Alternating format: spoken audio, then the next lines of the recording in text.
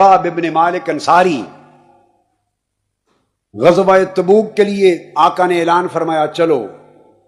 انہوں نے تیاری کر لی، سامان خرید لیا، جہاد کی تیار ہوئے، مگر بعد میں گھر اپنے کھیت دیکھے، فصلیں دیکھی، زمیندارہ دیکھا، پھل پک رہے تھے، بیچنے کا وقت تھا، مارکیٹ بھیجنے کا وقت تھا، درخت اور پھل دیکھے، گھر بار کی ضروریات، کاروبار کی ضروریات دیکھی، تو جہاد کا خریدا ہوا سامان دھرا رہ گیا اور دنیا غالب آ گئی، جہاد پر نہ گئے.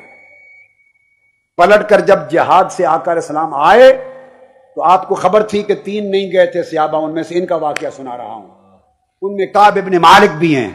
جب وہ آئے تو آقا علیہ السلام نے چہرہ انور پھیر لیا، ناراض ہو گئے، معافی کے لیے حاضر ہوئے.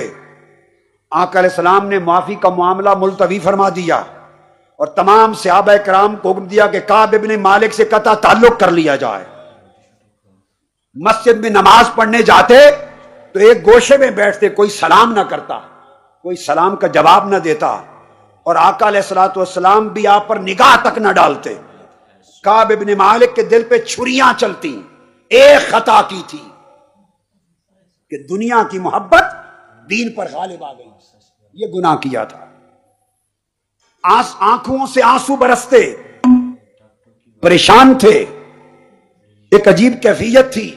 حکم ہوا گھر والے بھی کعب ابن مالک سے تعلق توڑ دیں، بیوی بچوں نے بھی تعلق توڑ دیا، رشتہ دار بھی چھوڑ گئے، دوست بھی چھوڑ گئے، سب اہل مدینہ چھوڑ گئے، پریشان حال، تنہا رہ گئے. ادھر غسان کے بادشاہ کو خبر پہنچی، شاہ غسان کو. اس نے خفیہ سے جاسوس بھیجا خط دے کر. اس نے سمجھا کہ محمد صلی اللہ علیہ وسلم کا ایک سپاہی، اس سے محمد ناراض ہو گئے ہیں صلی اللہ علیہ وسلم، موقع ہے کہ اسے اپنا بنا لو.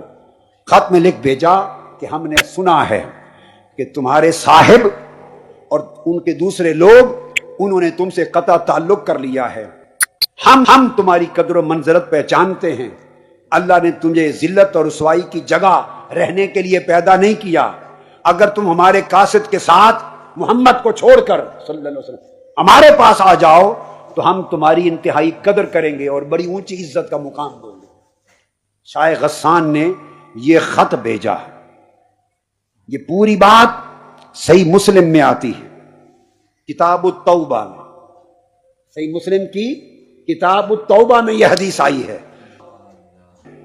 اب حضرت کعب ابن مالک روتے تھے آقا کی ناراضگی پر، مگر جب شاہ غسان کا، جب دشمن کا خط آیا، اس کے بعد آنسوؤں کو سیلاب جاری ہو گیا، جگر پھٹ گیا، ٹکڑے ٹکڑے ہو گیا، دل ٹکڑے ٹکڑے ہو گیا. اور وہ یہ کہنے لگا دل میں کہ آقا آپ تو ناراض تھے، اب میری بدبختی کا یہ عالم کہ حضور دشمن بھی مجھے اپنا سمجھنے لگ گئے ہیں اور دشمن مجھ سے بے وفائی کی توقع کرنے لگ گئے ہیں اور دشمن مجھے خفیہ بلا رہے ہیں اس امید پر کہ شاید میں آپ سے بے وفائی کر کے اڑ کے ہاں چلا جاؤں گا. آقا یہ جو میرا اعتماد میری وفا کا اٹھ گیا ہے اور دشمن جو میری نسبت بے وفائی کی امید لگا کے بیٹھا ہے، اس سے بہتر تھا کہ مر گیا ہوتا. زاروں قطار رونے لگے. 40 دن گزر گئے، آوزاری بڑھتی گئی اور بڑھتی گئی. 50 دن گزر گئے، آوزاری بڑھتی گئی. جب وفا دشمن، اس نے اس کے ہاتھ جواب بھیجا کہ شاہ غسان کو بتانا کہ یہ تو میرے محبوب نے مجھ سے چہرہ موڑا ہے ناراضگی کا، خدا کی قسم عمر بھر بھی خبر نہ لے تو جن کی غلامی میں آ گیا ہوں وہ جوتے بھی مارے تو میں تمہارے پاس آنے کو تیار نہیں، ان کا بن گیا ہوں، انہی کا بن کے رہوں گا.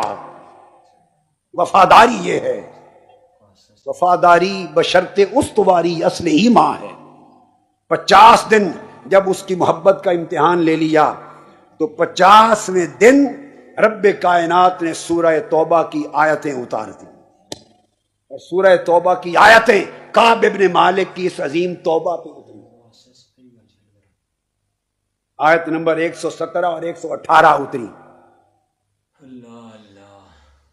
اور پھر اللہ رب العزت نے فرمایا کہ اللہ نے توبہ قبول کر لی. فرمایا وَعَلَى الثَّلَاثَةِ الَّذِينَ خُلِّفُوا ان تینوں کی بھی توبہ قبول کر لی. دو کی بات میں نے نہیں سنائی وقت کی وجہ سے, جو پیچھے رہ گئے تھے نام لے کے کہا. اب کعب ابن مالک کا ذکر قرآن میں آ گیا.